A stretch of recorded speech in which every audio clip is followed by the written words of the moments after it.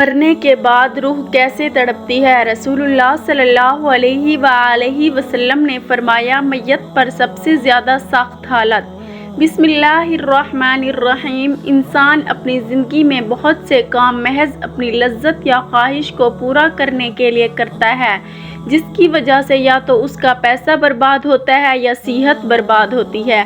موت کو یاد کرنے والے کی خواہشات کم ہوتی ہیں۔ اسی کے بارے میں نبی پاک صلی اللہ علیہ وآلہ وسلم نے فرمایا، لذتوں کو ختم کرنے والی موت کو کثرت سے یاد کرو۔ بارگاہ رسالت میں عرض کی گئی، کون سا مومن زیادہ عقل مند ہے؟ ارشاد فرمایا، موت کو کثرت سے یاد کرنے اور موت کے بعد کے لیے اچھی تیاری کرنے والے۔ یہی لوگ زیادہ سمجھدار ہیں۔ ہر شخص کی جتنی زندگی مقرر ہے، اس میں نہ تو زیادتی ہو سکتی ہے اور نہ ہی کمی۔ جب زندگی کا وقت پورا ہو جاتا ہے، اس وقت حضرت عزرائیل علیہ السلام قبض روح کے لیے آتے ہیں اور اس شخص کے دائیں بائیں جہاں تک نگاہیں کام کرتی ہیں فرشتے دکھائی دیتے ہیں۔ مسلمان کے آس پاس رحمت کے فرشتے اور کافر کے دائیں بائیں عذاب کے۔ اس وقت ہر شخص پر اسلام کی حقانیت آفتاب سے زیادہ روشن ہو جاتی ہے، مگر اس وقت کا ایمان معتبر نہیں، اسی لیے کہ حکم ایمان بالغیب کا ہے اور اب غیب نہ رہا بلکہ یہ چیزیں مشاہد ہو گئیں۔ مرنے کے بعد مسلمان کی روح حسب مرتبہ مختلف مقاموں میں رہتی ہے، بعض کی قبر پر، بعض کی چاہے زمزم شریف میں، بعض کی آسمان و زمین کے درمیان، بعض کی پہلے دوسرے ساتویں آسمان تک اور بعض کی آسمانوں سے بھی بلند، اور بعض کی روحیں زیر عرش قندیلوں میں اور بعض کی اعلیٰ علیین میں، مگر کہیں ہوں اپنے جسم سے ان کا تعلق بدستور رہتا ہے۔ جو کوئی قبر پر آئے اسے دیکھتے پہچانتے، اس کی بات سنتے ہیں۔ حدیث میں ہے کہ ایک طائر پہلے قفس میں بند تھا اور اب آزاد کر دیا گیا۔ ائمہ کرام فرماتے ہیں، بے شک پاک جانیں جب بدن کے علاقوں سے جدا ہوتی ہیں، عالم بالا سے مل جاتی ہیں اور سب کچھ ایسا دیکھتی سنتی ہیں جیسے یہاں حاضر ہیں۔ حدیث میں فرمایا، جب مسلمان مرتا ہے اس کی راہ کھول دی جاتی ہے جہاں چاہے جائے۔ مردہ کلام بھی کرتا ہے اور اس کے کلام کو جن اور انسان کے سوا تمام حیوانات وغیرہ سنتے بھی ہیں۔ جب مردے کو قبر میں دفن کرتے ہیں اس وقت اس کو قبر دباتی ہے۔ اگر وہ مسلمان ہے تو اس کا دبانا ایسا ہوتا ہے جیسے ماں پیار میں اپنے بچے کو زور سے چمٹا لیتی ہے، اور اگر کافر ہے تو اس کو اس زور سے دباتی ہے کہ ادھر کی پسلیاں ادھر اور ادھر کی پسلیاں ادھر ہو جاتی ہیں۔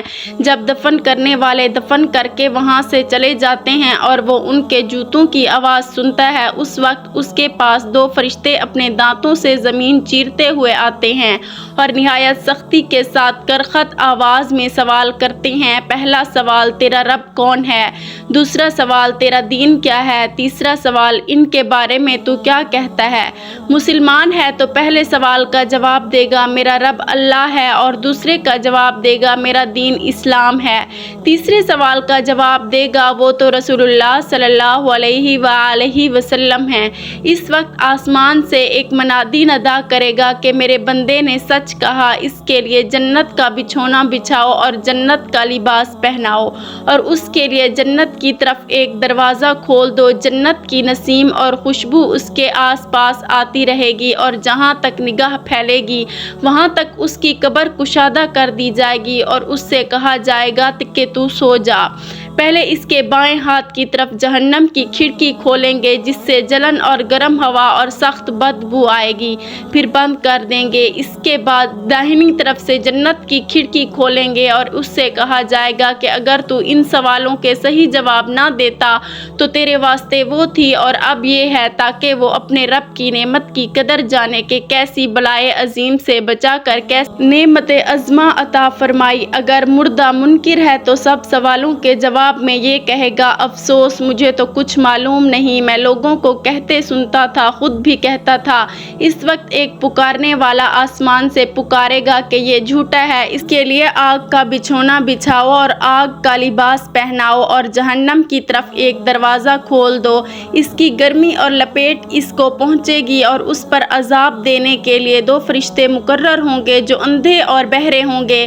ان کے ساتھ لوہے کا گرز ہوگا کہ پہاڑ پر اگر اگر مارا جائے تو خاک ہو جائے، اس ہتھوڑے سے اس کو مارتے رہیں گے، سانپ اور بچھو اسے عذاب پہنچاتے رہیں گے۔ اعمال اپنی مناسب شکل پر متکشل ہو کر کتا یا بھیڑیا یا اور شکل کے بن کر اس کو اذیت پہنچائیں گے، اور نیکیوں کے اعمال حسن مقبول و محبوب صورت پر متکشل ہو کر انس دیں گے۔ نبی کریم صلی اللہ علیہ وآلہ وسلم نے فرمایا، موت کو کثرت سے یاد کیا کرو کیونکہ وہ گناہوں کو زائل کرتی اور دنیا سے بے رغبتی پیدا کرتی ہے۔ سیدنا حسن بصری رحمۃ اللہ علیہ فرماتے ہیں، جس نے موت کی یاد دل میں بسا لی تو دنیا کی ساری مصیبتیں اس پر آسان ہو جائیں گی۔ ایک خاتون نے ام المومنین حضرت عائشہ صدیقہ رضی اللہ تعالیٰ عنہ کی بارگاہ میں دل کی سختی کی شکایت کی تو آپ نے فرمایا، موت کو کثرت سے یاد کیا کرو، تمہارا دل نرم ہو جائے گا۔ ناظرین محترم، حضور پاک صلی اللہ علیہ وآلہ وسلم نے فرمایا، موت کے بعد روح کیسے پکارتی ہے؟ میت کو سب سے زیادہ درد کب ہوتا ہے؟ مرنے کے بعد کا منظر کیسا ہوتا ہے؟ حضرت زید سے روایت ہے کہ نبی کریم صلی اللہ علیہ وآلہ وسلم نے فرمایا کہ میت پر سب سے زیادہ سخت حالت اس وقت ہوتی ہے جب کہ غسل دینے والا اس کو نہلانے کے لیے آتا ہے، اس کی انگلی سے انگوٹھی اتارتا ہے، جسم سے لباس اتارتا ہے، سر سے عمامہ جدا کرتا ہے اور اس کی روح بے چین ہو کر فریاد کرتی ہے، جس کی آواز جن و انس کے سوا سب سنتے ہیں، اور کہتی ہے، اے نہلانے والے، تجھ کو خدا کی قسم میرے کپڑے بہت نرمی سے اتارو کیونکہ ملک الموت کے پنجے کی تکلیف سے مجھے پوری طور پر ابھی آرام نہیں ملا۔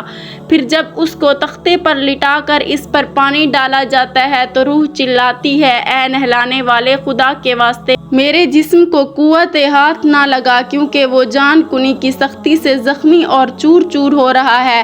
پھر جب نہلا کر اس کو کفناتے ہیں اور پاؤں کی طرف سے باندھ دیتے ہیں تو روح کہتی ہے، اے غسل دینے والے، خدا کے لیے ابھی سر کی طرف سے میرے کفن میں گرا نہ لگانا تاکہ میرے بچے، بیوی اور تمام رشتہ دار دنیا میں آخری بار میری صورت دیکھ لیں، کیونکہ آج میں ان سے بچھڑ رہا ہوں اور اب قیامت تک یہ میری صورت نہیں دیکھیں گے۔ پھر جب اس کا جنازہ تیار کر کے گھر سے باہر نکالا جاتا ہے تو روح پکارتی ہے، اے جنازہ اٹھانے والوں، خدا کے واسطے ابھی جلدی نہ کرنا تاکہ میں اپنے بال بچوں اور عزیز و اقارب سے رخصت ہو لوں۔ اے جنازہ اٹھانے والوں، میں اپنی اولاد کو آج یتیم اور بیوی کو بیوہ چھوڑے جاتا ہوں، خدا کے لیے میرے بعد ان کو تکلیف نہ دینا۔ میں اپنا گھر اور مال و اسباب دوسروں کے لیے چھوڑے جاتا ہوں، اب یہاں کبھی واپس نہ آؤں گا اور قیامت تک کسی کی صورت نہ دیکھوں گا۔ پھر جب جنازہ اٹھا کر چلے جاتے ہیں تو میت کہتی ہے، اے میرے بھائیوں، میں نے آج تک جو کچھ مال و اسباب جمع کیا تھا وہ صرف وارثوں کے لیے تھا، آج ان میں سے کوئی میرے گناہوں کا ذرا سا بوجھ بھی نہیں اٹھا سکتا، ہر چیز کا حساب مجھ سے لیا جائے گا اور میرے وارث کھائیں اور اڑائیں گے۔ پھر جب نماز جنازہ کے بعد دفن سے پہلے کچھ لوگ اپنے اپنے گھر جانے لگتے ہیں تو میت کہتی ہے، اے میرے بھائیوں، خدا کے واسطے ابھی ایسا ظلم نہ کرو، مرنے والا تم سے مانوس تھا اور تم دفن سے پہلے لوٹے جاتے ہو۔ پھر جب اسے قبر میں اتارتے ہیں تو میت کہتی ہے، اے میرے وارثوں و ترکہ پانے والوں، میں نے جو کچھ مال جمع کیا تھا وہ سب تمہارے لیے چھوڑا، خدا کے لیے تم مجھ کو دعائے خیر اور فاتحہ سے بھلا نہ دینا۔ بزرگوں کا قول ہے کہ آخرت کی منزلوں میں سے قبر پہلی منزل ہے، اگر اس منزل میں نجات پائی تو اس کے بعد کی منزلیں بہت آسان ہیں، اور اگر یہاں عذاب میں مبتلا ہوا تو آگے چل کر اس سے زیادہ سختی ہوگی۔ حدیث شریف میں ہے کہ مردہ قبر میں ایسے ہے جیسے کوئی شخص پانی میں ڈوب رہا ہو اور مدد کے لیے فریاد کرتا ہو۔ مردہ ہر وقت اپنے ماں باپ، بہن بھائی یا اولاد اور دوست وغیرہ اپنے پسماندگان سے دعائے خیر اور فاتحہ کا منتظر رہتا ہے۔ جب اس کو اس کے پسماندگان کی طرف سے کوئی تحفہ ثواب پہنچتا ہے تو وہ اس کے لیے تمام دنیا اور جو کچھ دنیا میں ہے اسے محبوب و مرغوب ہوتا ہے، اور اللہ تعالیٰ اس کے رشتہ داروں کی دعائے خیر کے ثواب کو قبرستان والوں پر پہاڑوں کے برابر داخل فرماتا ہے۔ موت ایک دروازہ ہے جس میں سب لوگوں نے داخل ہونا ہے۔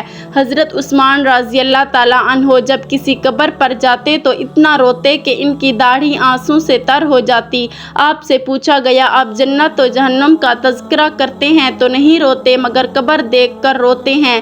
कहने लगे, रसूलुल्लाह सल्लल्लाहु अलैहि वसल्लम ने फरमाया कि कब्र आखिरत की पहली मंजिल है, लिहाजा अगर मरने वाला इससे निजात पाए तो बाद के मनाजिर इससे कहीं ज़्यादा आसान हैं, और अगर इसकी तकलीफ़ से निजात ना पाए तो बाद के मराहिल इससे बहुत ज़्यादा सख्त हैं।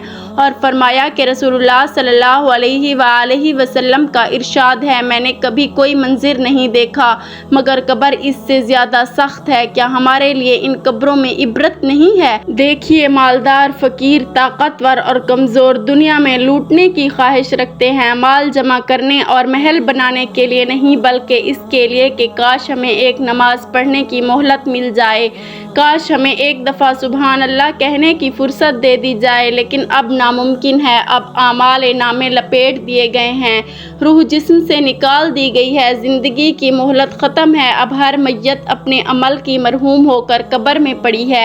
एक हाजतमंद हज़रत उस्मान रज़ियल्लाहु ताला अन्हु के दरवाज़े पर ग़रूब आफ़ताब के बाद आया। अभी उसने दस्तक ना दी थी कि हज़रत उस्मान गनी रज़ियल्लाहु ताला अन्हु की आवाज़ इसके कानों में पड़ी और वो अपनी अहलिया से शिकायत कर रहे थे कि चिराग की बत्ती मोटी है जो तेल ज़्यादा इस्तेमाल करने का सबब बन रही है। हाजतमंद ने जो सुना तो वो सोचता ही रह गया कि वो ऐसे शख्स से हाजत पूरी करने की क्या तवक्को करे जो तेल के मामूल से ज़्यादा खर्च पर अपनी बीवी को सरजनिश कर रहा है। उसने इरादा किया कि हाजत बयान करके देखूं, शायद मेरी कुछ इमदाद कर ही दें। दस्तक सुनकर हज़रत उस्मान रज़ियल्लाहु ताला अन्हु बाहर आए। हाजतमंद ने अपनी हाजत बयान की और लहजे में ज़्यादा ज़ोर देते हुए कहा कि ज़रूरत कुछ ज़्यादा ही है। हज़रत उस्मान रज़ियल्लाहु ताला अन्हु ने इस शख्स का हाथ थामा, बस्ती से बाहर ले गए जहां आपका सामान तिजारत बड़ी तादाद में रखा हुआ था। फरमाया, ये सब तेरी नज़र है, क्या इससे तुम्हारी ज़रूरत पूरी हो जाएगी? वो शख्स हैरान हक्का बक्का देखता रह गया। चुनांचा उसने अर्ज़ किया, हज़रत ये सब कुछ मेरी ज़रूरत से ज़्यादा है। अमीरुल मोमिनीन ने फरमाया, मुझे खुशी है कि ये तुम्हारी ज़रूरत से कम नहीं। इस शख्स ने कहा कि ए हज़रत, एक बात बताइए, चिराग की बत्ती कदर मोटी हो जाने पर आप अपनी ज़ौजा मोहतरमा को सरजनिश कर रहे थे, हालांकि चिराग इस कदर रोशनी रखने में शायद सिर्फ 1 दिरहम का तेल इस्तेमाल ना होता, वो तो आपको गवारा ना हुआ और यहाँ हज़ारों का सामान मुझे बिला तहम्मुल दे रहे हैं। तब आपने फरमाया, भाई, चिराग में तेल का ज़्यादा असराफ है और ज़्यादा असराफ अल्लाह ताला को पसंद नहीं, और मुझे अल्लाह के हजूर अपने आमाल की फ़िक्र रहती है। यहाँ मुझे फ़िक्र आमाल लाहक है, इसीलिए मैंने सरजनिश की सामान तुम्हें अल्लाह की खुशनुदी के लिए सदका दिया है।